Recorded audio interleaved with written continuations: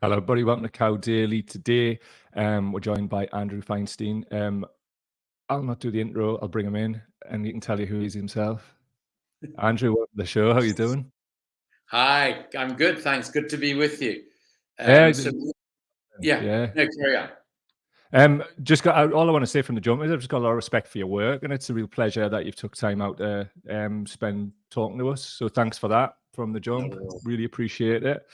Would you like to just tell the listeners and the watchers like who you are and what your background is? Sure. Tell me to shut up when you've heard enough. Sure will. My name is Andrew Feinstein. I'm one of the founders of a new initiative called, at the moment, tentatively For the Many. By background, I'm South African, as you can probably hear from my voice. I served as an ANC Member of Parliament in South Africa's first democratic government after 1994, serving under Nelson Mandela.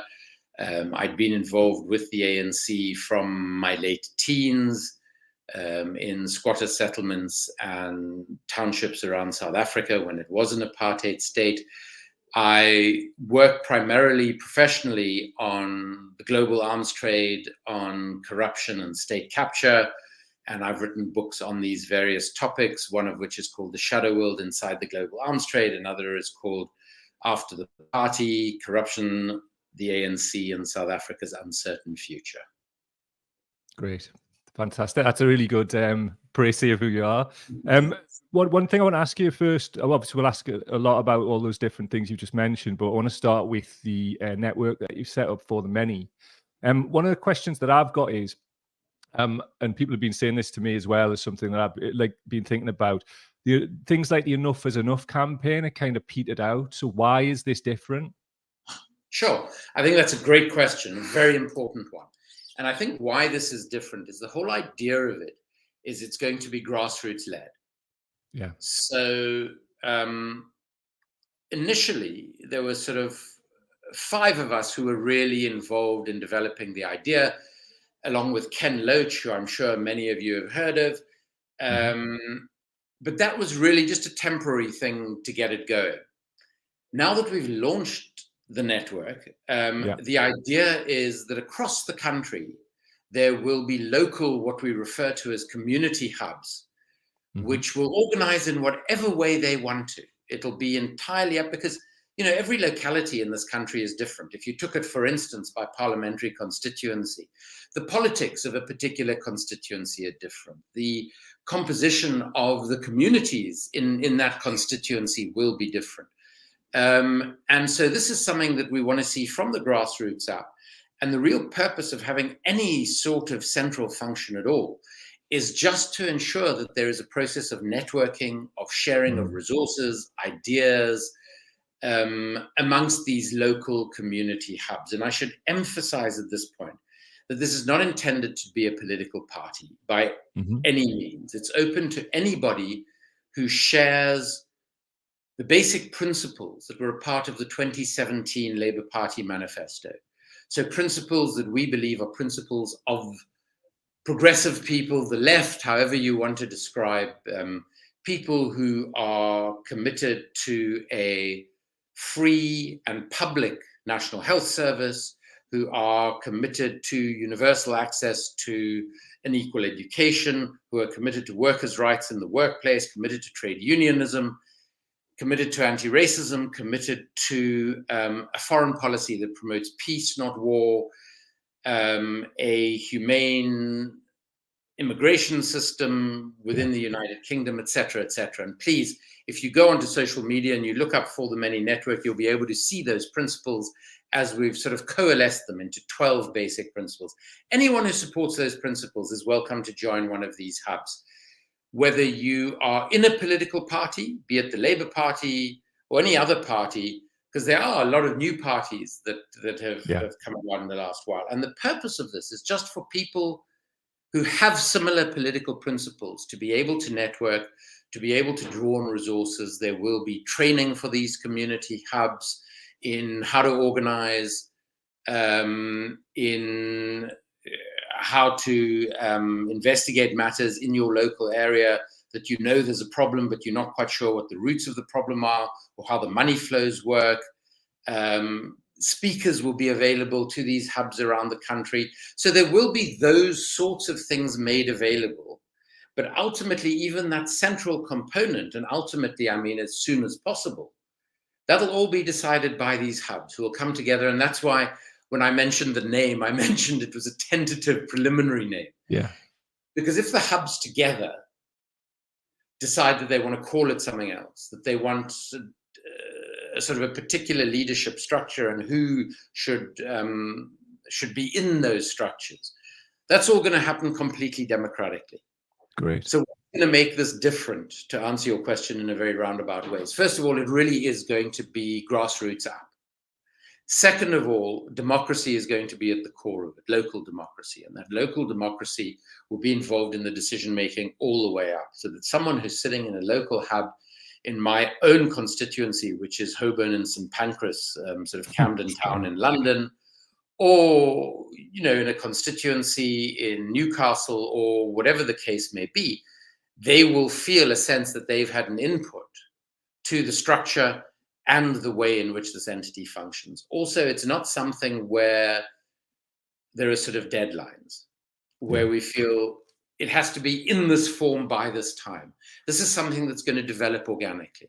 Mm-hmm. And there are going to be events that occur that are going to cause these hubs to want to think about these events. You know, obviously elections, but obviously policies and performances of this government and possibly any government after an election. And at those moments, obviously, resources will probably focus on those events. But that's not the raison d'etre or the reason for this network to be created. The real reason is that we feel there are a lot of people, progressive people, who were inspired, who were hopeful by 2015 to 2019, who have lost that hope, who are feeling a little bit politically homeless, to be honest. Yeah, for sure. And this is a home for all of those people, but it's for those people to figure out the shape and the functioning of this network going forward. That's great. I mean, it's like members-led organizations at the moment are absolutely much needed, particularly I would imagine a lot of the people who joined this had like issues with the Labour Party being the opposite of that in recent times. So that's interesting. I mean, I think just to sort of push back a little bit, a lot of people who speak to me, they're crying out for somewhere to go. They're politically homeless, but they want a party. So with it being members-led, is there still scope for it to develop into that if the members decide? I mean, as I say, the members are going to decide everything. So it could go in any direction. Yeah. I think we have to acknowledge at the moment that there are, as we mentioned, there are political parties that are, you know, smallish at this point, that are coming to the fore. That again, in every constituency, the situation is going to be different. So in some areas, you know, where people are lucky enough to have a progressive MP who actually is equally concerned about some of the things happening in the Labour Party at the moment, both at a policy level, but as much at a governance level. Yeah. And the lack of democracy or even an iota of natural justice in the way that the Labour Party is functioning under Keir Starmer's leadership. They might still decide that they want to work with a progressive Labour MP, and that might include for the next election. There are other places in which there might be a good candidate from another party who they believe is committed to these principles, who they want to support and work with. Or they might even decide that they want to run their own candidate. So all of those options are up for discussion. At this point, this network doesn't intend itself to be a political party. Yeah. What happens in the future, once it's up and functioning in the democratic participative way that we hope it will, it's not for me to say. It's not for any of the 5 founders to say. We can say what we hope and what we wish for, but that's going to be up to the membership to decide. And I think, you know, in having those sorts of discussions, we need to be conscious of the fact that there are people around the country actually doing some incredible work. some of whom have formed themselves into movements, into parties, etc., etc. The most important thing at the moment is that we're all communicating. And while we might sometimes disagree on strategy, we don't disagree on the fundamental principles that we want to see this country run according to. And that's going to be what guides everything we do. That's great. I mean, I have felt that myself, where I have felt a bit homeless with all of this. So it's great that there's something coming through, and I'm really inspired by the fact it seems to be truly members led, but also the fact that different strokes for different folks around the country, isn't it? So each sort of local group can decide, which is great. You know, I think that's a fantastic thing. I mean, for example, I've had some really good chats with the Green Party recently. You know, that certain people in certain areas, I think if a network got behind them, that could really benefit from it.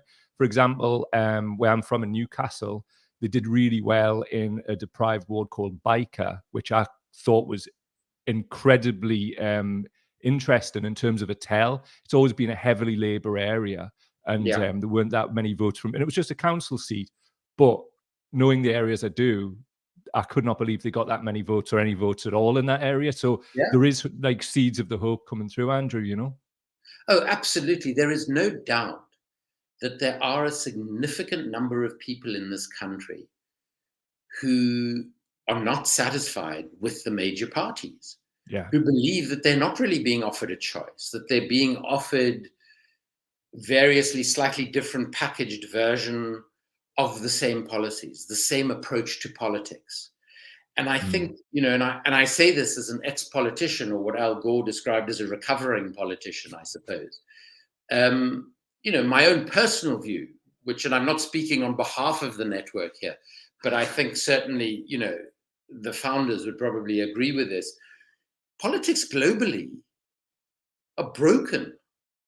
Oh, I mean, without I think, a doubt. you know, even where we are lucky enough to live in sort of liberal democracies, they should actually be called neoliberal democracies, because the economics actually completely dominates the politics, and those are the economics of neoliberal capitalism. You know, in those countries, and I travel an enormous amount for the investigative research work that I do, and I speak to people all over the world, in the global north, in the south, and even where people live in partial democracies where they're supposed to be represented by someone, very, very few of them think that that person actually represents them at all. They have the sense that elected politicians who are supposed to represent people, the vast, vast majority of them, represent themselves and their own very narrow personal, political, and material interests.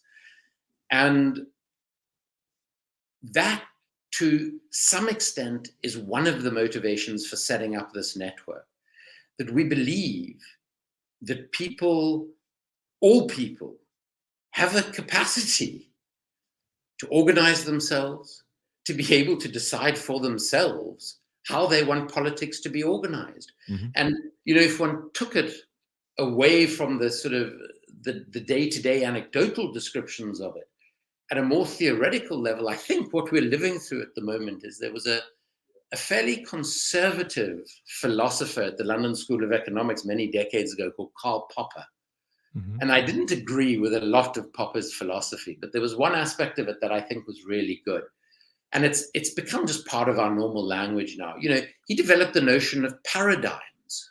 And we all know what the word paradigm means now, but it hadn't really been used in this way before Popper.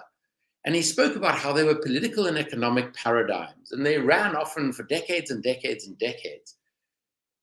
But then there came a point where the paradigm clearly wasn't working anymore. And no one knew what the next paradigm was going to be. And you had between this, in this sort of, he called them an interregnum, a sort of a bit of a black hole, if you will, where we know that what is happening now isn't working for the vast majority of people, but we're not quite sure what's going to replace it. And I think we're in one of those moments now, around the world, historically.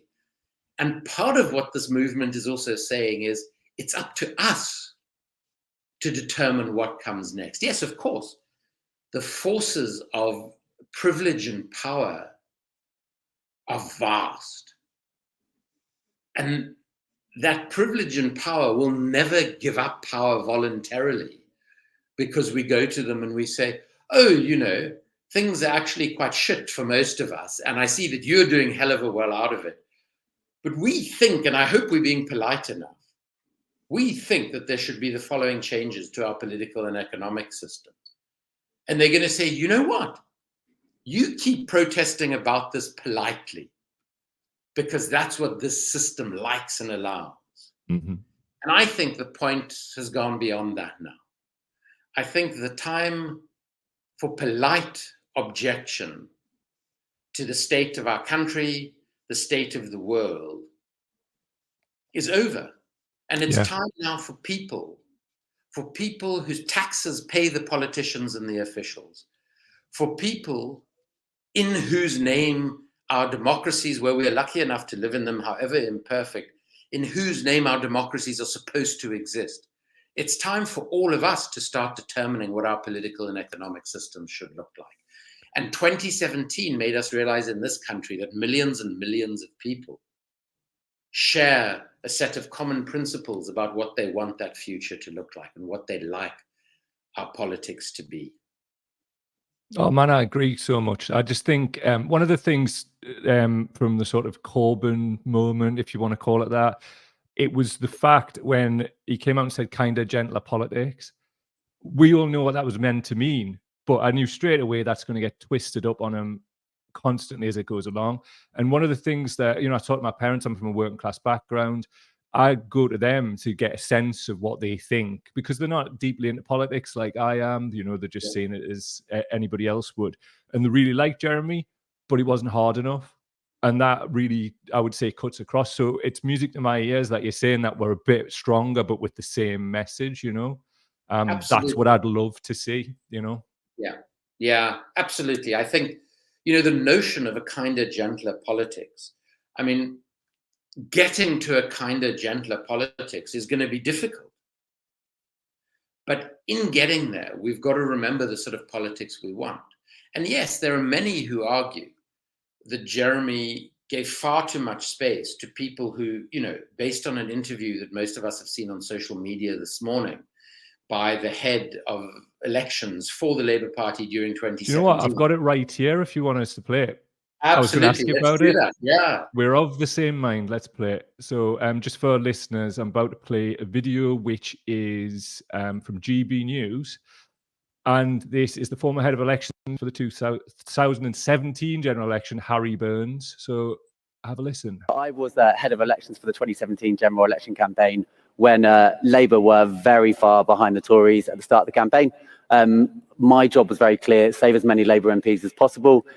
Then when it became clear that Corbyn was getting close to government, I, along with a lot of my other colleagues, resigned. I left the Labour Party, and then I tried to do everything I can to bring Corbyn down. Unfortunately for everyone, he is no longer a Labour MP. Well, he was. No, Harry, thank you for that. And I was teasing you slightly, but but I was not like you, Nigel. What I know. But just before the break, I was actually paying credit to Keir Starmer, because had the Corbynistas been prominent in the party, given the appalling terrorist attacks we saw at the weekend, I mean, that alone could have cost Labour the next general election. Has Starmer cleared out the hard left, or are they still there and just lying dormant? No, I think Keir summed it up after the protester, invaded the stage. That Labour are no longer the party of protest. They are a serious potential party of government, and I think that they are showing the British people that the party has changed. It's unrecognisable from the party that I left back in 2017. So, Andrew, what do you think of that? Well, the first thing I would say is that if this person, who I don't know, but if this person was actually receiving a salary from the Labour Party, in other words, from members of the Labour Party, people like me and many others around the country, and many people who, paying their dues to the Labour Party was difficult in difficult economic times. If this person was taking a salary from the Labour Party while he was doing everything in his power to undermine the possibilities of a Labour victory under Jeremy Corbyn, then he's been involved in theft and fraud, and he should pay that salary back to the members of the Labour Party who actually paid him. That's the first thing. The second thing is, I think his characterization of the party, and I think the fact that Nigel Farage is so happy with Keir Starmer, tells us absolutely everything we need to know about Keir Starmer's Labour Party. That all it is doing is it is effectively giving the establishment the opportunity to continue the pretense that there is meaningful functioning democracy in this country. That yes, we might have a change of government after the next election, but will it actually lead to change in Britain for the people who most need it? The people who are struggling to feed their families, with food bank use at its highest level at any time since the end of the Second World War. For people who are having to work multiple jobs just for their family to be able to decide to be able to eat that evening. For people who are having to decide during winter whether they can heat their homes, if they're lucky enough to have a home, or whether they can feed their kids. For people who are really worried about the schools that their kids are having to go to, because all the middle class kids have gone away from that school and the government is putting absolutely no money into those schools. For people who are seeing their actual wages in real terms decline year after year as the cost of living gets higher and higher. And if someone like Nigel Farage, who frankly, to be impolite about it, because I see no reason to be polite about a person like Nigel Farage, is a political delinquent. This is somebody who worked, as I did at a time, in the City of London. He worked in the City of London as an investment banker. He is a huge part of the establishment who, within hours of the Brexit vote going through, was queuing at the German embassy to get a German passport. And he still describes himself as, he would say, I would say a person, he would say a man of the people. How stupid does he think people are? And I'm afraid that that sort of delinquency of politics was shown by both parties in that interview. To call people like ourselves the hard left is only a reflection of how far to the right the political spectrum has moved. Because to call Keir Starmer and what was his name, Mr. Burns' Labour Party, a centre-left party, is to show that you have absolutely no understanding of what the centre-left is. You know, I grew up politically in Albert Luthuli, Oliver Tambo, and Nelson Mandela's African National Congress. And within that environment, I was described as of the centre-left, because the ANC is a very broad church politically, and always was as a movement and as a party. To now start seeing people of the centre-left as the hard left, which assumes all sorts of things, like we would actually praise attacks on innocent civilians, for instance, to talk about something that's currently in the news. Or that we would think that it's okay to both praise the people of Ukraine for trying to repel an illegal invasion of their country by Russia, whatever the reasons for that illegal invasion, while calling Palestinians bloodthirsty terrorists for attempting to protect their homeland against not just a single illegal invasion, but decades and decades and decades of illegal occupation, which is a permanent invasion. To think that this is now somehow the speech of the hard left is to so fundamentally not understand politics that it is simply a reflection of how pathetic our mainstream politics have become. And again, it reiterates why there is a desperate need for a network of people who have similar political principles to be communicating with each other, to be working with each other, for us to train each other together to be better, to create the sort of politics we need in this country and way beyond this country. I agree with you wholeheartedly. I think we need to push back strongly. And if that's what this network is, I'm right behind it. I don't like being called an anti-Semite, a racist, all of the things that I'm not. And our opponents do that because they want to delegitimize our politics, who we are as people, and move us away from what they would see as normal people that they're trying to hoodwink. So I'm on that basis right behind what you're doing.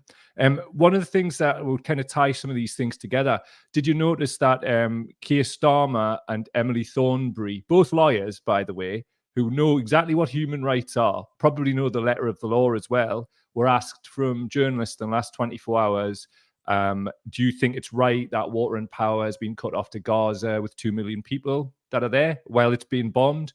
Both of them have responded with the stock. I think Israel has a right to defend itself. What are your thoughts on that? And what is that about? Because some people might not understand why they're taking that line, you know? Yeah. I think the starting point of this, Mike, is that with the sort of government we have at the moment, which is a deeply racist government, which is very comfortable, ironically, given both the Prime Minister and the Home Secretary, who must be one of the vilest politicians this country's seen since Enoch Powell, and given their own family backgrounds, it's in fact deeply ironic, and I would suggest tragic. But at a time like this, you would actually say, wouldn't it be great if we had a strong opposition in this country, preferably led by a human rights lawyer? Yeah. And the awfulness of the situation is this is a human rights lawyer who doesn't understand what human rights are. That's the tragedy of it. This person is so scared of alienating any potential voter, regardless of the views of those voters, regardless of how racist, how conservative, how right-wing that voter might be. Keir Starmer is not prepared to say anything that would upset a single voter from the center all the way to the far right. And that's the tragedy of our politics. So when it comes to this particular issue, the reason that Emily Thornberry and Keir Starmer, and as you say quite correctly, lawyers both, are actually bald-facedly lying to us because they know that what Israel is doing is in violation of a whole raft of international laws. It is in violation of the Geneva Convention. So even if Israel regards itself as being at war, which according to its prime minister it is violating the Geneva Convention, which is effectively the rules of war.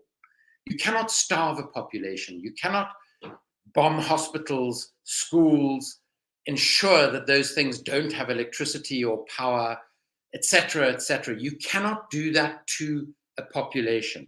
And just as we criticize Russia for trying to do that to parts of Ukraine, we have to criticize Israel for doing that in Palestine, notwithstanding the awful attacks that have taken place in Israel itself. But we have to understand those attacks within the reality that Palestine, Gaza specifically, and of course the West Bank, have been under occupation for decades and decades, an occupation that is illegal in terms of international law, that is in violation of countless United Nations resolutions, which Israel, the United States, Britain, and its supporters continue to ignore.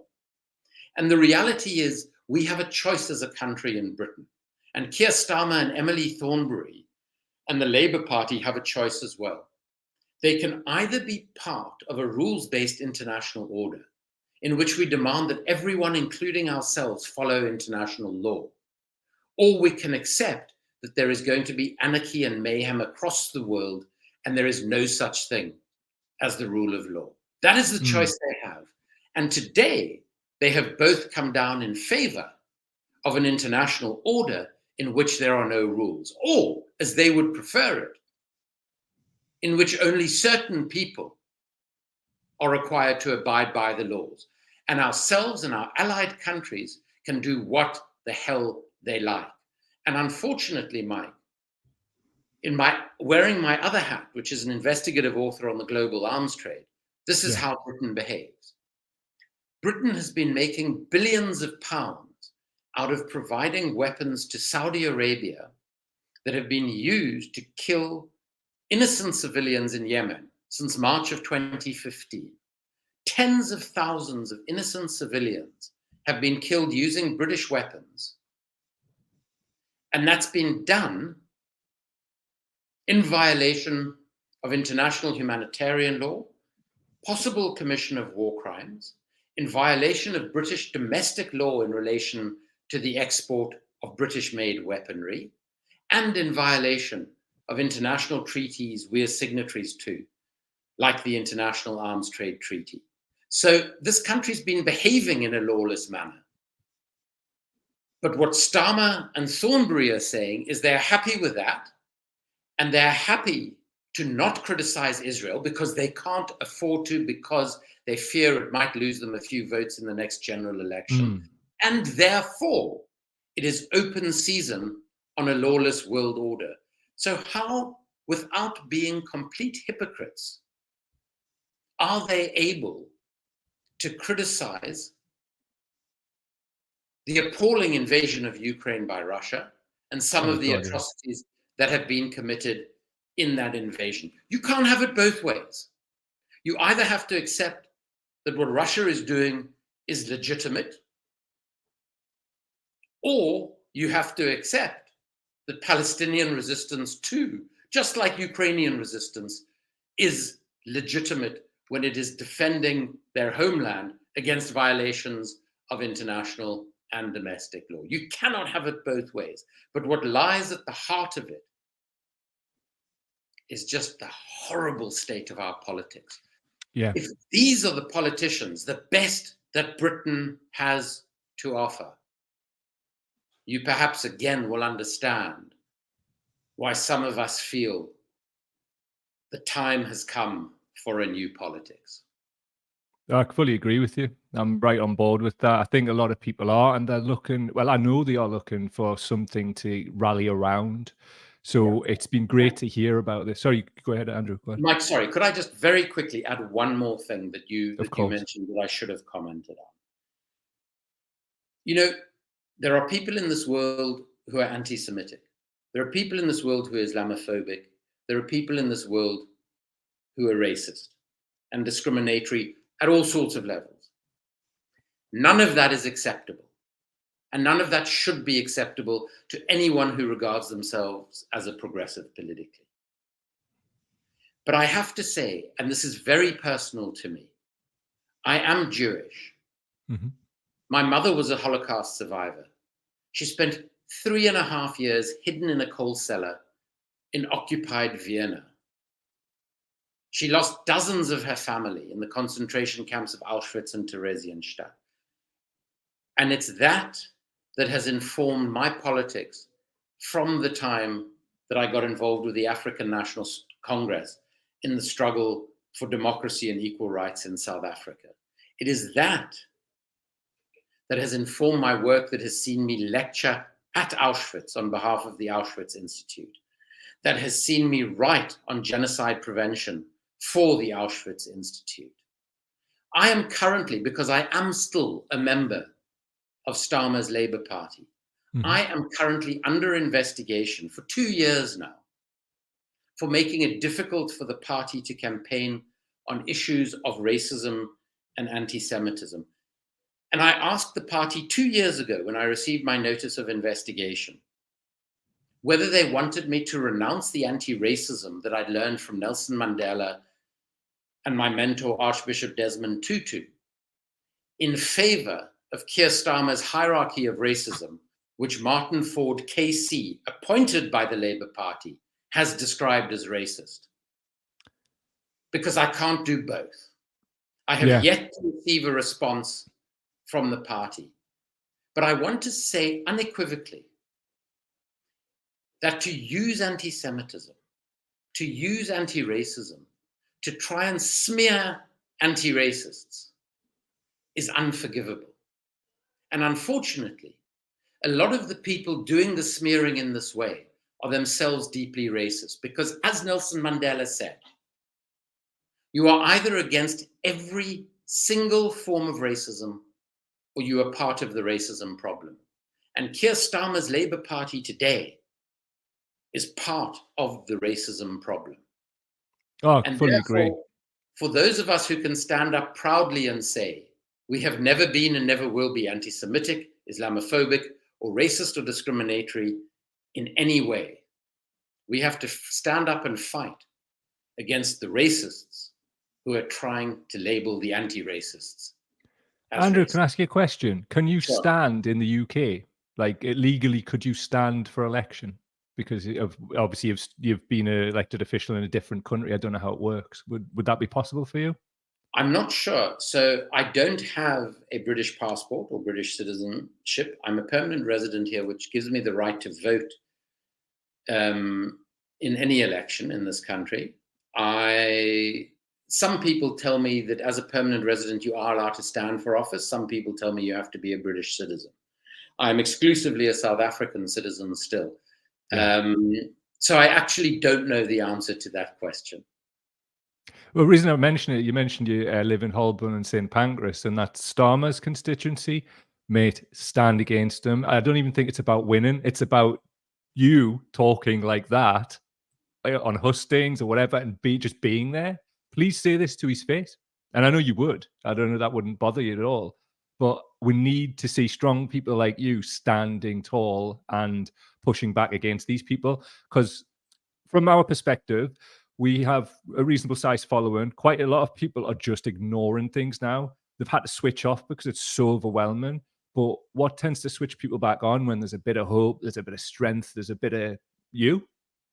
Basically, we need people like you.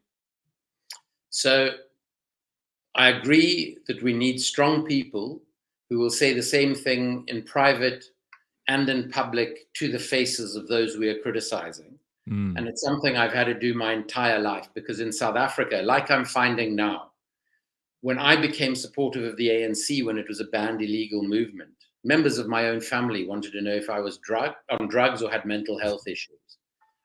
And racist white South Africans would criticize me for being a traitor. Yeah. And I get very similar nonsense now from people who say that some of my views on the international order, on Israel-Palestine, etc., you know, they come up with these things, self-hating Jew, and these sort of pop psychology nonsense. I studied clinical psychology for 6 years, and there's nothing I hate more than people who don't know what they're actually doing, trying to impose some sort of psychology on others who they've never even met. And the irony is that most of the complaints of anti-Semitism come from non-Jews. Yeah. Many of whom are of a far right-wing persuasion. I agree with you wholeheartedly that it is the time for strong people. It is the time for strong people across the country at a grassroots level. Because, you know, at our launch the other night in Liverpool on Monday night, the people speaking from communities around the country, the people speaking from the floor, they were just unbelievable. Yeah. So coherent, so strong in what they were saying. And they would give examples, they would give statistics from their own lives of the discrimination that they are facing on a daily basis during the cost of living crisis. Because it's all about the 1% getting richer and richer and richer, and ordinary working people getting poorer and poorer and poorer. But I think what we're trying to do here is, come an election, these local hubs in each constituency must, together with as broad a base as possible in that constituency, decide themselves democratically whether they want to run an independent candidate or whether they want to support a candidate of one of the parties, including some of the new parties that have arisen, if they are dissatisfied with the choices that the major parties are giving them. So, like in any other constituency, in Holborn and St Pancras, where we have extraordinary grassroots activists, those activists will decide what we as a progressive community in the constituency should do come the next election. And I have no doubt that whatever they decide with their support, and I have no doubt that this is going to happen in a lot of places around the country, we are going to see real progressive opposition, not just to the government, but to the mainstream politics of our day. I need to be honest with you. Before we were speaking, I spoke to Laura, who our mutual friend, and who arranged this. I was like, I'm skeptical, and it was because of enough is enough. You've absolutely talked me into how this is going to be a good thing. And I'll be specific. I feel the movement has lacked a central focus, but also, without using like capitalist terms, a brand. You know, something people can understand. So if there's a independent candidate here, an independent candidate there, if they are kind of aligned to this. Good example is, you know, you've got Liverpool Community Independence. If they were aligned with something like this, people would understand what that is, and it would roll off across the country. I mean, Absolutely. just as a completely different thing, I've promoted like events all my life, right? And if you can't like get it across to people like pretty quickly what this is, even in a symbol or a logo or something like that, then they're probably gonna like. It's always this flyer test, right? If people don't look at it within the first 5 seconds, they're probably just going to chuck it on the floor, you know? So it's kind of, I'm getting this idea now because you've described it to us in the way that you have. So thank you for that. And I'm sure there's plenty of people who are going to listen to this and are watching this now who feel the same. I can see it in the live chat. So you've clearly won some people over here, you know? Well, Mike, what I would strongly recommend is, you know, all of those things, the way in which we brand ourselves, the way in which we talk about ourselves, that's going to continue to evolve as this network evolves. And that's the beauty of it. Nobody's prescribing what it should look like, what it should be. All we're doing is saying these are the principles that we are committed to. And that's all you need to get involved. And you can get involved formally, informally, however you want to. But I would strongly say to people, go onto social media. The website will be up imminently if it's not yet up. And sign up. There's a mailing list just so you get informed of what's happening. And we'll make sure to inform you of what's happening in your local area. But don't sign up on the basis that other people are going to do something for you. Sign up on the basis that we're all going to do this together. And we're going to figure out how to do it. If one of us, or even if a small group of us, had all the answers, we wouldn't be in the mess we're in. So we're going to figure out together how we get those principles we all live by to become the principles that inform the nature of our politics, the nature of our governments going forward. And yes, it might take us time. And it's called a struggle because it is a struggle, because it isn't easy. You know, I find there are people now who look back on the end of apartheid in South Africa and they think, oh, you know, there was this Nelson Mandela guy and a lot of people knew about him, so it must have been really easy. There was a struggle that went on for decades and decades and decades. Thousands of people lost their lives. Thousands of people spent years and years and years in prison. But liberation came. It hasn't been perfect. Post-apartheid South Africa has enormous challenges. For us to win what is our due as ordinary people in this country is going to be a hard and long struggle. But the time is now for us to get together and figure out how that struggle is going to be waged, and together wage that struggle. And if we have some disagreements about strategies, we can take up different strategies in different organizations and formations. That's not a problem. You know, there's not always one correct way to do something. And this network will give that flexibility to do that. So, Mike, you're exactly right. You know, I think we started at the launch to start coalescing what we're about into sort of pithy phrases. But it's up to people like yourself and others at a grassroots level who think that this sounds great and want to be a part of it, to start becoming a part of how we message, how we communicate. And please do just join up, because the politics of the future is a politics for the many, by the many. I agree with you. And I want to say something as well, just in line with what I said before. I was absolutely not joining this before we started talking. You've absolutely talked me into it, and I'll be joining as soon as I've got the audio version of this out today. I like the freedom that's within it. And I like the fact that it's a true democratic organization. And I like the fact that, say, if there was an independent here or a green there and we're going to support them, I wasn't into that idea at first because of, like, you know, branding and all of that kind of stuff.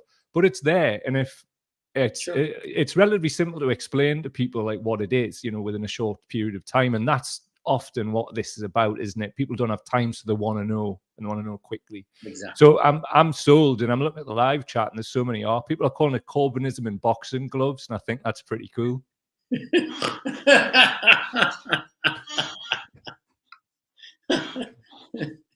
A lot of people would respond, "Don't let Andrew anywhere near boxing gloves because he would run a mile." But I take the point. And the one thing, you know, when I was in Parliament in South Africa, I always used to think of myself as fairly polite and diplomatic. And we then did a public hearing of my committee into someone who had defrauded the government and thus the people, in my opinion, of a lot of money. Mm. And I was shocked the next day to read in the media, you know, how impolite I was, how aggressive I was. But I think when you are fighting for a certain type of politics, what you described as a kinder, gentler politics, sometimes you've got to be very forthright in the way you communicate what those politics are and how you're going to get there. The ways in which we get there are going to be done within those principles. We are not going to violate those principles in getting to where we want to be politically. But that doesn't mean that we're going to be quiet, that we're going to be polite. What we're going to do is we're going to tell it like it is. Yeah. And we're not going to tell it like it is from just my head or Ken Loach's head or Naomi's head or Ian Hodson's head. We're going to tell it like it is for the vast majority of people in this country, because they are going to be the people doing the telling. And that's really the key to this thing. And I'm really delighted to hear that you now get it and that you're enthusiastic about it. And I'm very grateful to those in the chat who are enthusiastic. For those of you who still have doubts, I'd say still sign up. Come along. Be a part of directing where this goes. Because it's not the sort of thing that is just going to be, well, others are going to do the work and you can jump on the bandwagon whenever you're ready. It's going to be something that is going to be forged and formed by all of us together. So get involved now rather than waiting, and you can be a part of deciding all of those things, including what the logos look like and what we should call ourselves and all of that stuff. And that for me makes it very exciting. And it's why I've been spending quite a lot of time on this, because I also believe that, you know, it's not about the next election. It's way beyond that. It's about the systemic nature of our politics and governance in this country, which is in a total mess.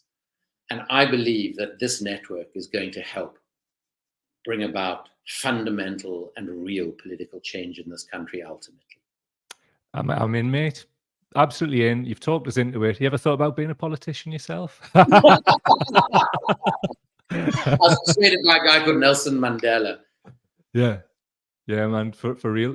One last thing before you go, if you've got time. It was just on Mandela.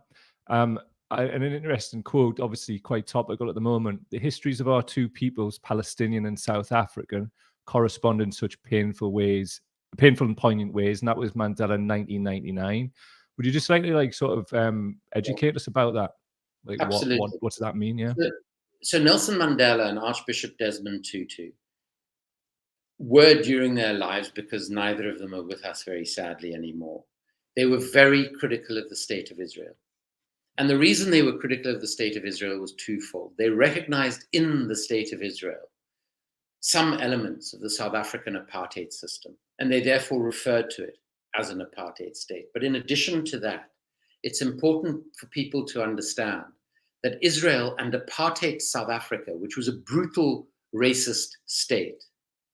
To give you just one example, a trade unionist in the South African context who I had enormous respect for, was arrested in the apartheid South African state for his work against apartheid. And rather than go through the hassle of a trial or anything else, they just threw him out of the window, the 10th floor window of police headquarters in downtown Johannesburg. And that state treated millions and millions and millions of people like that. I grew up in a country where if you had a black skin, you were regarded as less than human. And Israel helped that apartheid South African state become a nuclear power and defend itself so that it could remain a white supremacist state. And both Mandela, very soon after he came out of jail, and Archbishop Desmond Tutu, throughout his life, said, why would I support a state that continues to practice a system of apartheid against people who have been our allies in the struggle? And why would I support a state that assisted my oppressor to keep me oppressed for many, many more decades? And it's a very valid point, and it's why you'll find the South African government today, which is not unproblematic. There are huge challenges facing the ANC in South Africa, which I've written about a lot, which I talk about a lot.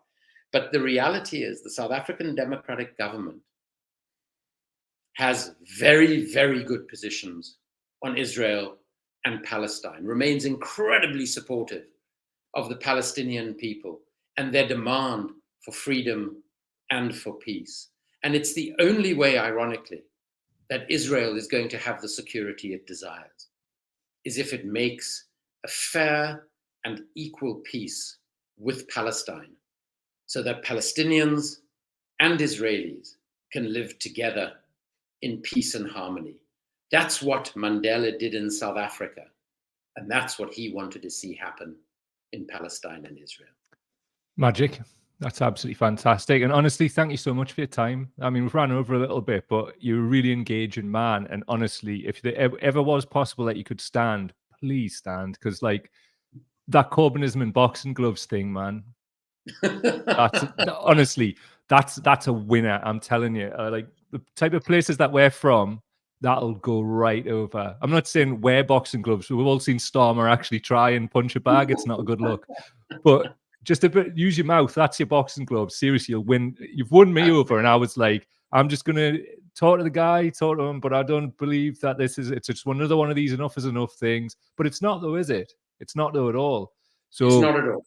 And the way we're going to persuade more and more people is just by talking to our families, in our communities, to our friends, to each other, because we're only going to get out of this mess together. Yeah. And I really, you know, unlike many of you in the UK, I've lived through fundamental, profound systemic change. Yes, the outcome hasn't been everything I would have hoped for, but South Africa today is a non-racial democracy after 370-something years of racist oppression.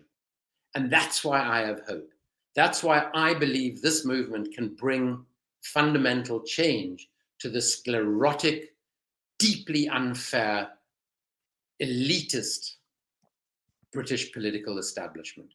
And that's why really, if you, like Mike, think that this is something you're up for, please sign up as soon as possible. Please talk to others about this, because we're only going to do this together as a mass network across the country of people who broadly believe in the same things. Underneath that, we're all going to be supporting different football teams. We're all going to have different opinions about huge numbers of issues. We're going to have differences of strategy and how we go about this. But we all have those core principles in our hearts and in our heads, and that's what's going to drive this. But we've got to do it together. Fantastic, mate. I'm with you. Simple as that. Well, let's stay in touch and let's keep talking.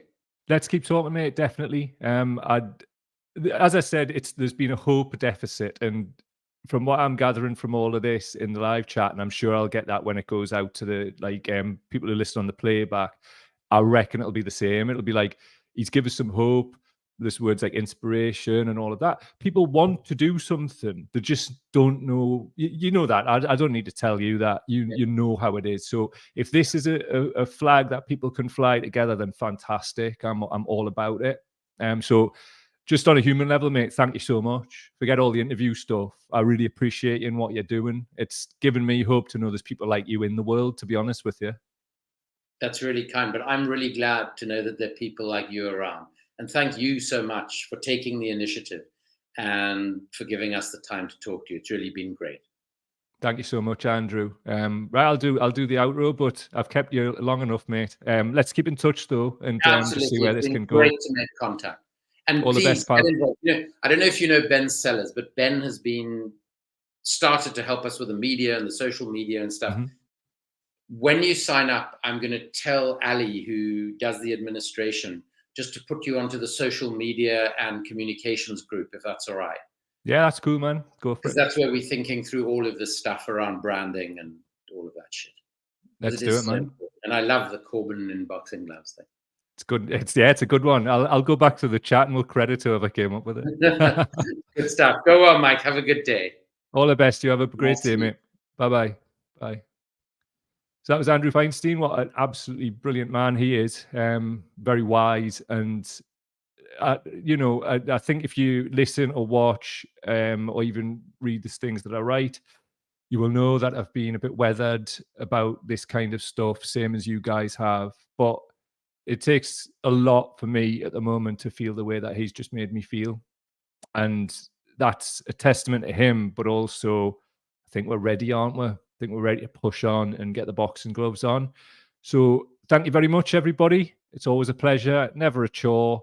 I will see you on the next show. And do let us know what you think. Also, links in the description for everything that we've spoke about today. You can find the books, anything to do with Andrew, things about the network, all that good stuff. Have a good day. See you later.